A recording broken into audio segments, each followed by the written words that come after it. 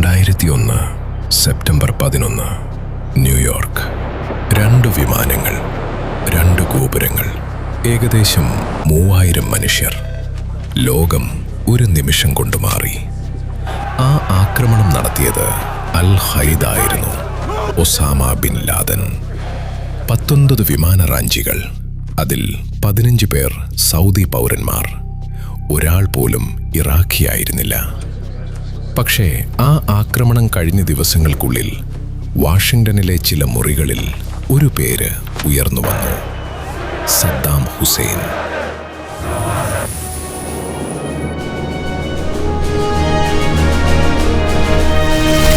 ഭാഗം 8. ഉപരോധം.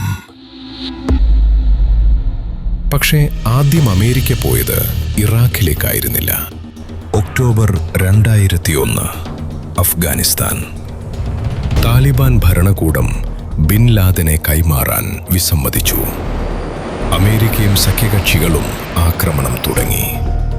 ഡിസംബറിൽ തോറ ബോറ, അഫ്ഗാൻ മലനിരകളിലെ ഗുഹകൾ. ബിൻ ലാദൻ അവിടെയുണ്ടെന്ന് അമേരിക്കയ്ക്ക് ഉറപ്പായിരുന്നു.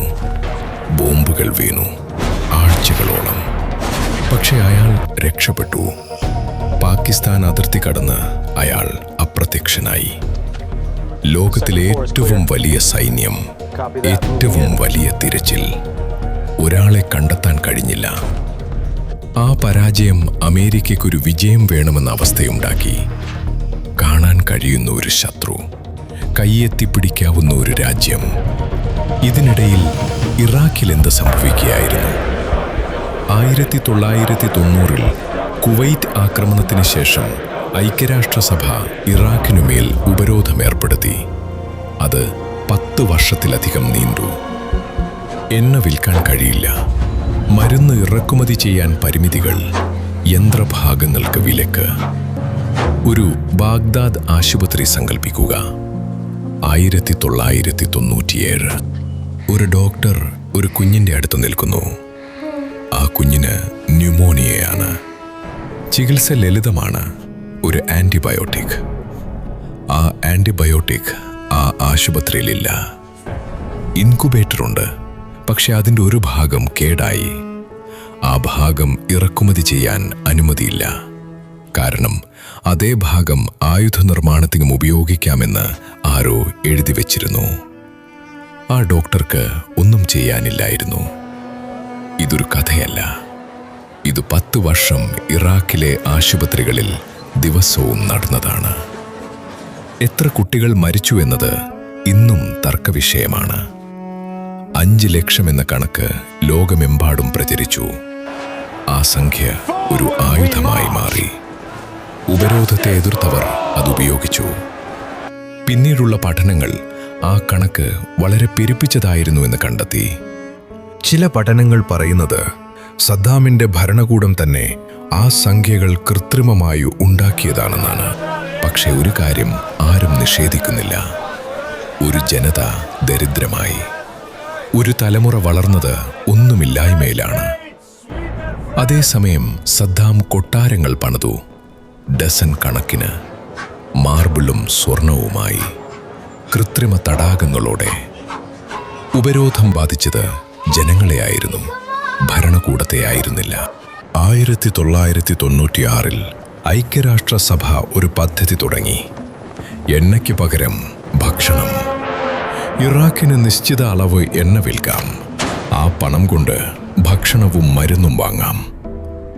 ഉദ്ദേശം നല്ലതായിരുന്നു. പക്ഷേ സദ്ദാം അതിനെ മറ്റൊന്നാക്കി മാറ്റി. ആർക്ക് എണ്ണ കരാർ കിട്ടണമെന്ന് അയാൾ തീരുമാനിച്ചു. ഇറാഖിനെ പിന്തുണച്ച രാജ്യങ്ങൾക്ക്, ചില കമ്പനികൾക്ക്, ചില വ്യക്തികൾക്ക്. പിന്നീട് അന്വേഷണങ്ങൾ കണ്ടെത്തിയത് ഇതാണ്: ഒരു ദുരിതാശ്വാസ പദ്ധതി ഒരു കൈക്കൂലി സംവിധാനമായി മാറി. ഭക്ഷണം ജനങ്ങൾക്കെത്തി, പക്ഷേ അധികാരം സദ്ദാമിനെത്തി. ഈ കാലത്ത് സദ്ദാമിൽ മറ്റൊരു മാറ്റം കൂടി വന്നു. ജീവിതകാലം മുഴുവൻ അയാൾ ഒരു മതേതര ബാപ്റ്റിസ്റ്റായിരുന്നു. മതം രാഷ്ട്രീയത്തിൽ കലരരുത് എന്ന് വിശ്വസിച്ചയാൾ, സ്ത്രീകൾക്ക് വിദ്യാഭ്യാസം കൊടുത്തയാൾ. പക്ഷേ 1993 മുതൽ അയാൾ ഒരു പുതിയ പദ്ധതി തുടങ്ങി: അൽ ഹംല അൽ ഈമാനി, വിശ്വാസ പ്രചാരണം.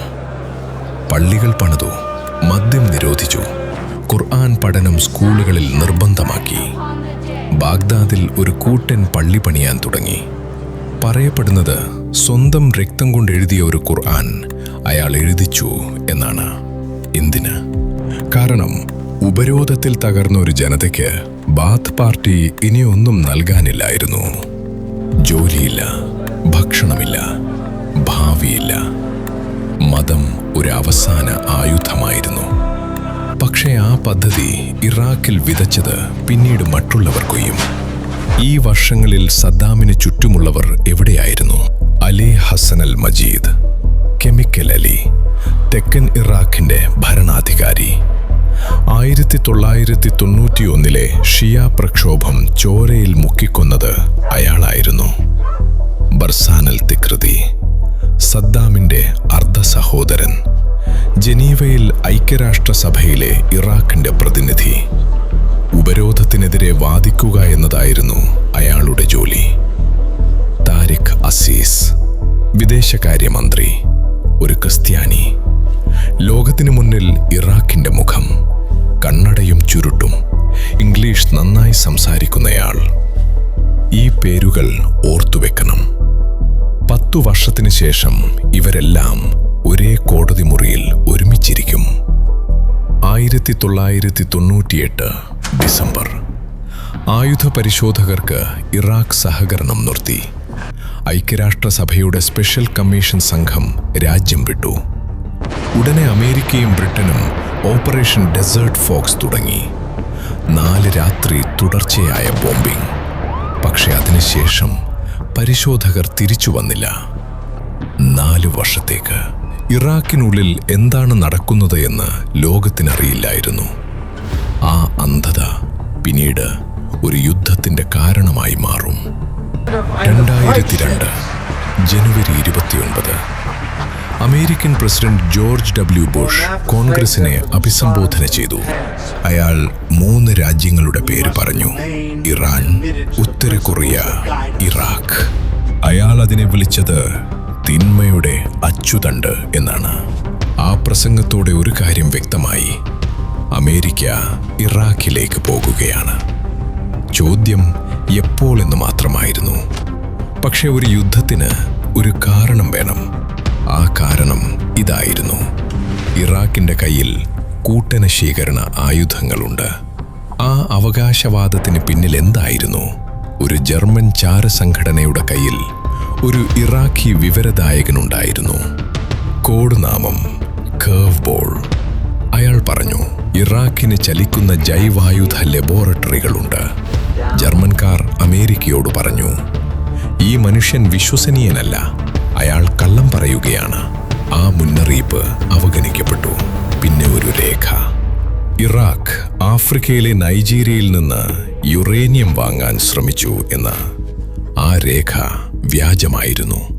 അത് പിന്നീട് തെളിഞ്ഞു. പിന്നെ അലുമിനിയം ട്യൂബുകൾ ആണവ പദ്ധതിക്ക് വേണ്ടിയാണെന്ന് പറയപ്പെട്ടു. അമേരിക്കയുടെ സ്വന്തം ആണവ ശാസ്ത്രജ്ഞർ പറഞ്ഞു, അല്ല, അവ റോക്കറ്റുകൾക്കുള്ളതാണ്. അതും അവഗണിക്കപ്പെട്ടു. 2003 ഫെബ്രുവരി 5 ഐക്യരാഷ്ട്ര സുരക്ഷാ കൗൺസിൽ. അമേരിക്കൻ വിദേശകാര്യ സെക്രട്ടറി കോളിൻ പവൽ ലോകത്തിനു മുന്നിൽ തെളിവുകൾ നിരത്തി. ഉപഗ്രഹ ചിത്രങ്ങൾ, ശബ്ദരേഖകൾ. ഒരു ചെറിയ കുപ്പി ഉയർത്തിക്കാണിച്ച അയാൾ പറഞ്ഞു, ഇത്രയും ആന്ത്രാക്സ് മതി ആയിരക്കണക്കിന് ആളുകളെ കൊല്ലാൻ. അയാൾ ഹുസൈൻ കമാലിനെയും ഉദ്ധരിച്ചു. നമ്മൾ കഴിഞ്ഞ ഭാഗത്ത് കണ്ട ആ മനുഷ്യൻ സദ്ദാമിന്റെ മരുമകൻ. പക്ഷേ ഹുസൈൻ കമാൽ പറഞ്ഞതിന്റെ പകുതി മാത്രമേ ആ മുറിയിൽ ഉദ്ധരിക്കപ്പെട്ടുള്ളൂ. ആയുധങ്ങളെല്ലാം നശിപ്പിച്ചു എന്ന ആ രണ്ടാമത്തെ പകുതി ആരും പറഞ്ഞില്ല. പവൽ ഒരു സൈനികനായിരുന്നു, ഒരു ജനറൽ, അമേരിക്കയിൽ ഏറ്റവും വിശ്വസിക്കപ്പെട്ട മനുഷ്യൻ. അയാൾ പറഞ്ഞാൽ ലോകം വിശ്വസിക്കും. വർഷങ്ങൾക്ക് ശേഷം പവൽ തന്നെ പറഞ്ഞു, ആ ദിവസം തൻ്റെ ജീവിതത്തിലെ ഒരു കറുത്ത അടയാളമാണെന്ന്.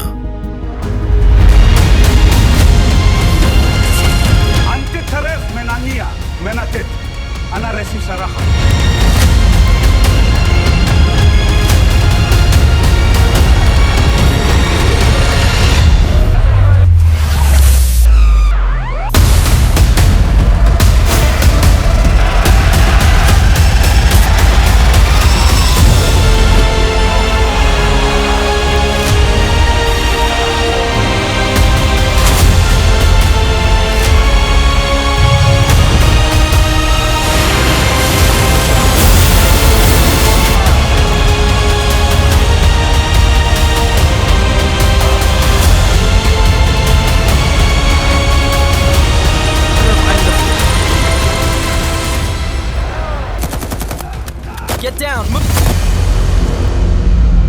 സദ്ദാം ഹുസൈൻ വെറും 699 രൂപ മാത്രം അടച്ചാൽ എന്നും നിങ്ങളുടേത്. മുഴുവൻ കഥ ഒരൊറ്റ ഫിലിമായി, മുറിയാതെ, ഒരുമിച്ച്. യൂട്യൂബിലില്ലാത്ത ചില രംഗങ്ങളുമുണ്ട്. ലിങ്ക് ബയോയിൽ. ആയുധ പരിശോധകർ ഇറാഖിലേക്ക് തിരിച്ചെത്തി. ഹാൻസ് ബ്ലിക്സിന്റെ നേതൃത്വത്തിൽ അവർ 100 കണക്കിന് സ്ഥലങ്ങൾ പരിശോധിച്ചു. കൊട്ടാരങ്ങൾ, ഫാക്ടറികൾ, ഒളിസങ്കേതങ്ങൾ. അവർക്കൊന്നും കിട്ടിയില്ല. ബ്ലിക്സ് സുരക്ഷാ കൗൺസിലിനോട് പറഞ്ഞു, ഞങ്ങൾക്ക് കുറച്ചുകൂടി സമയം വേണം. ഫ്രാൻസ്, ജർമ്മനി, റഷ്യ എതിർത്തു.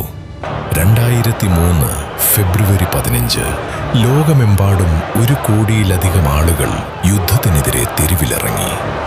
London, Rome, Madrid, New York. ചരിത്രത്തിലെ ഏറ്റവും വലിയ ഒറ്റ ദിവസ പ്രതിഷേധം. അതൊന്നും ഒരു മാറ്റവും ഉണ്ടാക്കിയില്ല. 2003 March 17 white house. George W Bush ടെലിവിഷനിൽ പ്രത്യക്ഷപ്പെട്ടു. അയാൾ പറഞ്ഞത് ഇതാണ്: സദ്ദാം ഹുസൈനും അയാളുടെ 2 മക്കളും 48 മണിക്കൂറിനുള്ളിൽ ഇറാഖ് വിട്ടുപോകണം, അല്ലെങ്കിൽ യുദ്ധം. ബാഗ്ദാദിൽ ആ വാർത്തയെത്തി.